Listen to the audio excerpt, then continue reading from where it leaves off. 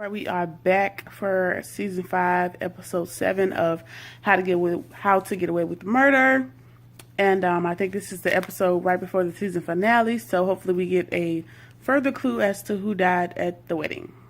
I would just like to admit that How to Get Away with Murder comes on at 10 o'clock on Thursdays, which is late because I be sleepy and I don't got time to be waiting up. So I normally try to catch it on demand on my cable provider and rewatch it.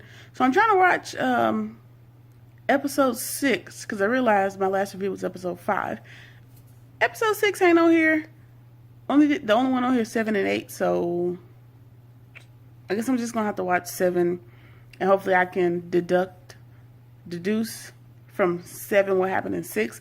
So from the previews, it looks like Gabriel and Laurel are angry because he mentioned West, and so she assumed he knows about West. And Mr. Leahy, Nathan's dad, died. I don't know how he died, so I gotta find that out. So he died. He went through a year in solitary and all these other years in prison, 2 times at the Supreme Court, won his case, got out of prison, and now he dead? What happened? Y'all tell me, help me, because I don't know. I can't find episode 6, so I don't know. I'm just going to review 7, and then I'm going to review 8 on Thursday when it happens again. So yeah, I'm confused, I'm lost, and my feelings hurt. Oh, this is the beginning of episode 7, and Annalise is running late to I'm going to assume a press conference to, I guess, brief on what happened, to brief the room on what happened to Nate Sr. And I guess he was supposed to be transported out of the prison to his mental institution that, he was granted from the appeal that they won. And they attempted to take a note from him. Again, we know he's mentally unstable. We've established that. Everybody said that. So we all aware of this is his condition at this time.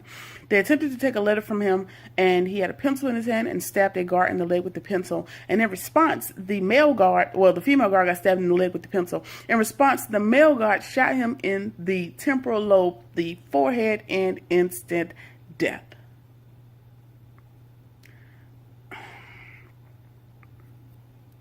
We're not going to talk about the use of excessive force, cops killing black people. This ain't the platform because we know how YouTube is with the censorship. So I ain't gonna touch it, but shit feels familiar. That's all I'm gonna say. Assuming this is a cover-up. Oh, but of course, because he pled his case to the Supreme Court, and he won. So of course, the powers that be, they're gonna feel some kind of way. This black man won, even though we've done everything to oppress him throughout these years, and he still won. So of course, they feel some type of way. But let me bring it back down. So they said he was prescribed a couple of antipsychotic medications, and they weren't found in his system. So what that's going to tell you is they're going to cover it up. They're going to pay him to be someone that was off of his meds, mentally unstable, thus warranting death. Familiar story anyway. Same song, different cast. Same script, different cast. That's the name of the song. Same script, different cast. So we know how that's going to go. I'm over it. Because we know what they're going to paint Nate Sr. as. And they've come to y'all please excuse this gum. I'm hungry and it's the only thing that's working right now. But, so now they've come to the conclusion that this is a justifiable homicide. Again, could have predicted it, so whatever. And coincidentally, the cameras in the facility where Nate Sr. was located are broken. So just it's just very familiar and bullshit. But I guess we get to have these conversations because now it's on TV, and then whatever. I'm gonna leave it alone. So Connor and Oliver are talking to this preacher lady, pleading their case so she can marry them at her church, and the short of it is that she agreed. Whoop-de-doo. Oh yeah, side note, I guess in episode 6 that I can't seem to find, Annalise got fired from the firm where Tegan was working. Something happened, she got fired from there. So I was suspecting that the governor was doing something underhanded when she asked to speak with Annalise 5 episodes ago. I don't know what happened in episode 6, but Annalise is now telling Tegan, like, she, was waiting for me to lose my job and lose my funding. She set me up. She had my client killed, and all this other good stuff. So, yeah, she's screwing Annalise big time. So basically, the governor, according to Annalise, I guess she offered Annalise a job that never came through. So Annalise quit her job where she was working at the other firm. And she basically had Nate Sr. killed in order to completely discredit Annalise. That was the face case, that they were going to use as precedent on all of the other cases that she was going to be bringing to the Supreme Court to appeal. So yeah, this is all one big game, trying to take Annalise down. All right, so now Annalise is asking Tegan to kind of get some information on somebody to help her get back into where she used to work at the old firm with Tegan. So I don't know. I wouldn't want to go back, but I guess, she kind of has no choice at this point. What's going to be interesting in the coming episodes is the dynamic between Nate and Annalise, because when you think about it, if Annalise had never attempted to take on Nate's case to get him out of prison, he would have never gotten shot. Y'all understand what I'm saying? Like, if Annalise had never wanted to use Nate Sr. as her face case, to appeal all of the the wrongful convictions, which his is a wrongful conviction, that is correct, that is true. But if it was Annalise's popularity or unpopularity, if that's a word, is what led to him getting killed. Because if the governor set him up to be killed, it is on the strength of the fact that she hates Annalise. So that is going to be a point of contention between Nate Jr. and Annalise at some point. I can just imagine that part happening. Annalise has her students coming up with ideas to kind of, I guess there's going to be a case coming up on the 2 guards, the one that got stabbed in the leg, and then the one that ultimately ended up shooting Nate Sr. in the head. And so now they have to come up with, ways to discredit the cops. I'm going to predict that that's not going to work, because it's not going to work. It's not going to work. They're going to get off. All right, so they were able to find some dirt on the female guard that got stabbed in the leg with a pencil by Nate Sr. She beats her husband. So Annalise is getting the DA to kind of use that against her, even though he can't really say where he got that information from. Nobody can say where they got the information from, because they gained it illegally. So, yeah. He is questioning the female guard, and just talking, ask general questions. And then, he goes to say, well, I'm sure your husband was glad that you made it home that night safely. You didn't die that day. And she was like, yes, he was. And she was like, yeah, but he's also aware that type of stuff is a part of the job. And he was like, is domestic violence a part of the job? Because she beats him.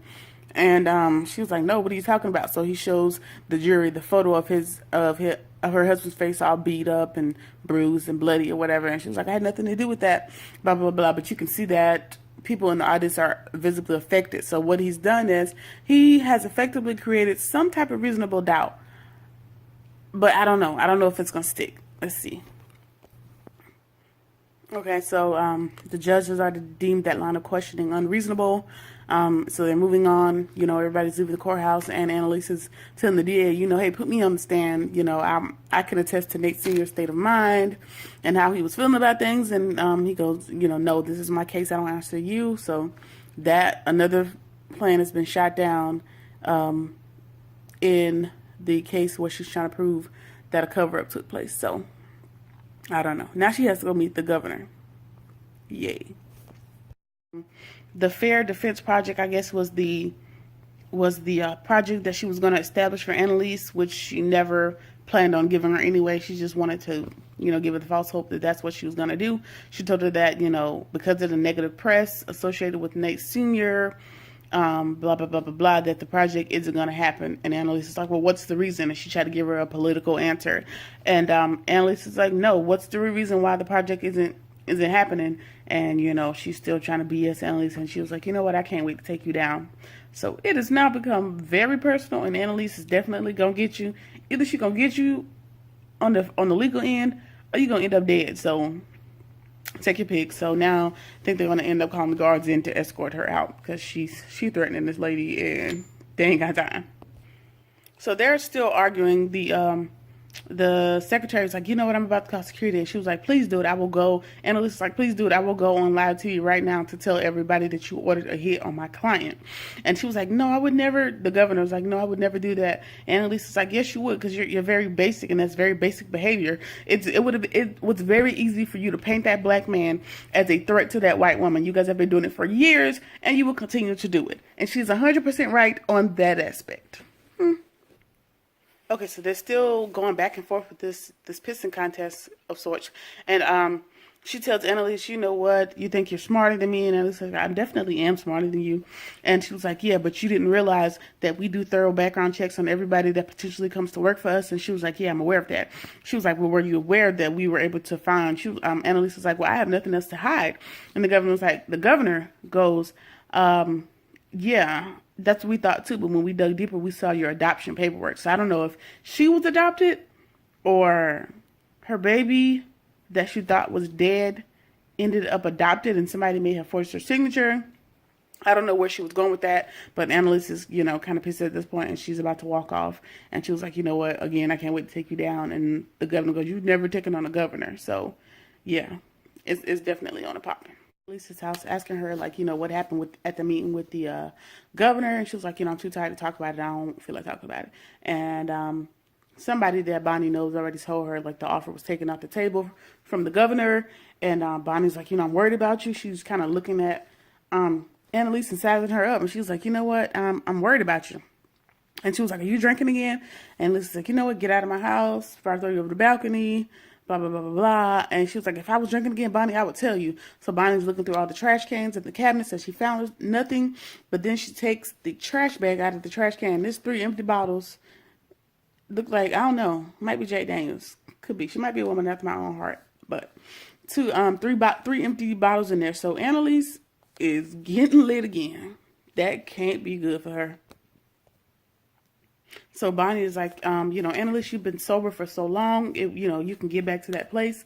And Annalise says to know, hey, they know about the adoption. So there's some adoption that both of them know about that I don't know about yet, that I want to know. And I guess she feels really bad for Annalise at this point. So whatever little bit of vodka or whatever liquor that was that's left in that bottle, she poured it in a cup. And she said, well, hell, what's one more shot? And she gives it to Annalise. So I guess she's just throwing up her hands at this point too and just giving up. Like, whatever this adoption is about, it's definitely very heavy to both of them.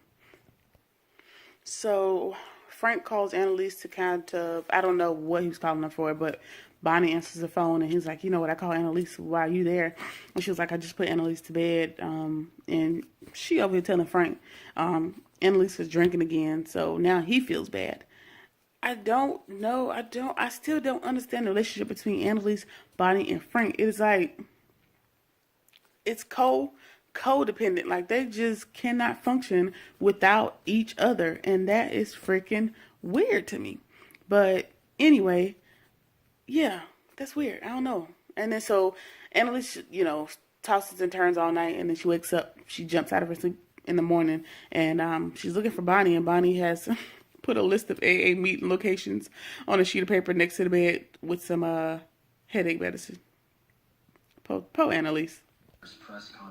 So the DA calls Annalise and lets her know, like, hey, I've been thinking of ways that we can win this and I can't come up with anything.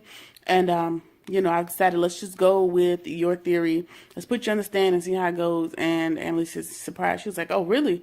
And he's like, yes. So when they hang up, the camera pans over and Bonnie's standing there looking pleased and happy and smiling. So we would only assume that Bonnie has convinced the DA to go along with it. So I'm assuming this is Bonnie's attempt at helping Annalise to get better. Like, this is what Annalise is passionate about, so she can get back into it. She can get back off the bottom, I guess.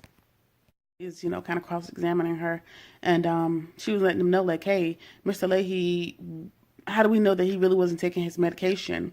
You know, it was the governor's medical examiner that did the test. So we would have to put them on the stand to see if what they say, if they were just told to say something in order to hold up the narrative that Mr. Leahy attacked her and that he wasn't stable and that he wasn't taking his medicine. But that person isn't there to get on the stand and say something. So the DA was like, well, you know, how do you not know that? And Annalise makes a good point. She was like, why would he attack the guards knowing that this was his last night in prison and this was the last time he'd ever have to see them? It just does not make sense. And she goes on to say, well, what is happening is they are presenting the same narrative that they presented with Emmett Till and, you know, starting naming some of the other black guys that ended up having the same fate based on a narrative that these black men are feared by white women and that they presented themselves as a threat to white women. So this is the narrative, and this is the way we going with this thing. And they killed that man, essentially. So they are reading the verdict. And the verdict is they have no findings of legal misconduct or negligence or anything of the sort. So basically the two officers are free and clear to kill again. Justifiable homicide, and no charges will be filed on the matter. She's decided to join forces with Annalise in order to take the governor down, which is exciting. So it's gonna be nice to see these two get together and take somebody down that so desperately needs it for it to happen. And all the students are at the club drinking, taking shots, and Michaela's trying to give them the greatest pep talk ever. You know, we can get through this. We'll come back, even though this country sucks. And we're going to work for Annalise at the governor's office, and things are going to be great. And Asher has the misfortune of letting them know that it's not going to happen. The governor pulled the plug on the program. Annalise didn't tell you guys, so all the hopes and dreams that they had of moving up in the big leagues crushed again. Asher has the misfortunate of, while they're all at the club, you know, taking shots or whatever, Michaela's trying to give everybody a pep talk. You know, we're going to be working at the governor's office soon. Things are going to get better, blah, blah, blah, blah, blah.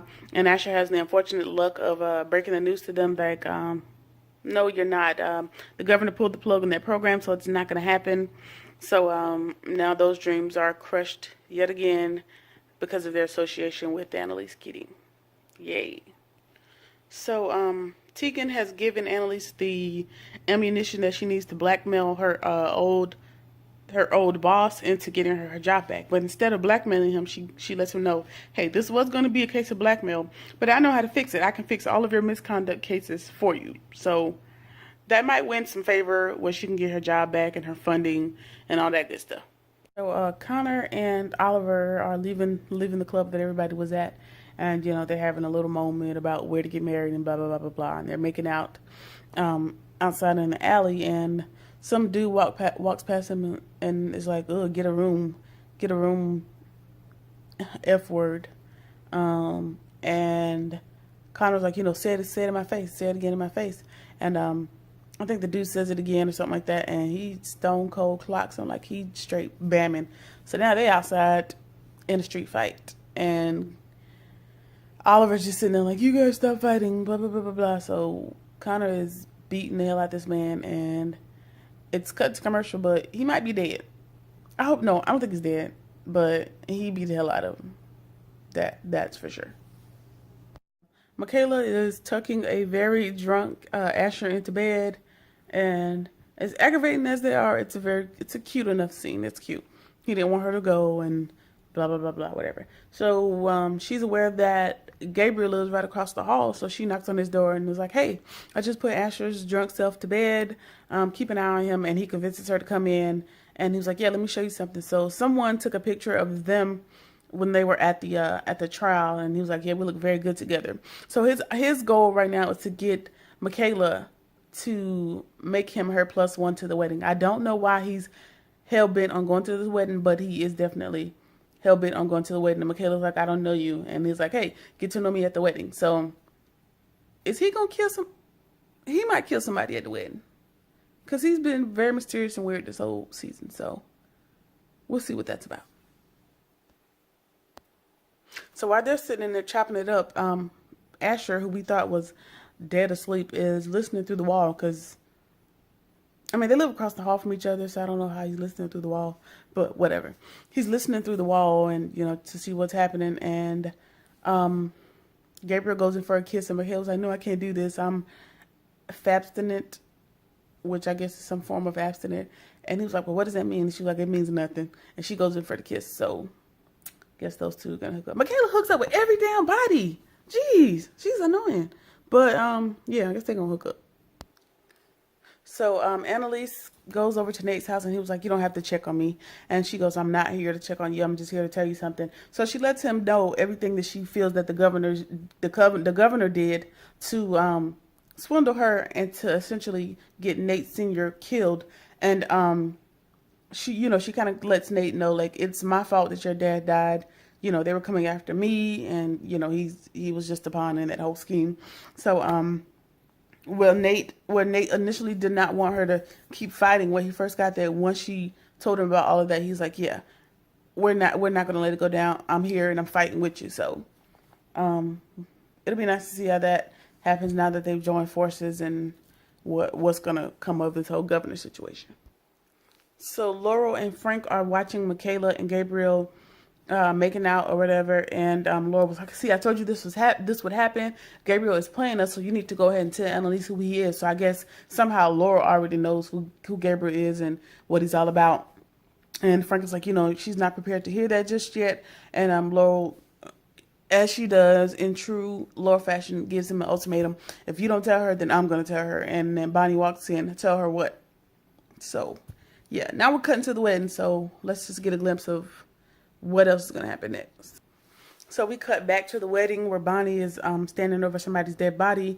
And now we know it's a him, whoever him is. And she walks to somebody. They don't show the face. And she tells them, take his body and take his car and drive away. And we figure out the rest later. Take whatever time you need to get yourself together. So Bonnie and somebody has killed some dude.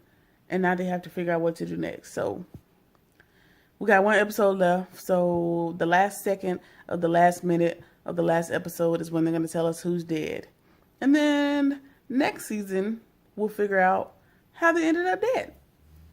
Yay. Not really. So yeah, that's going to be it for this episode, season 7. And this week, it's going to be season 8. It's going to be the last episode. And then we get to wait forever to figure out what happened.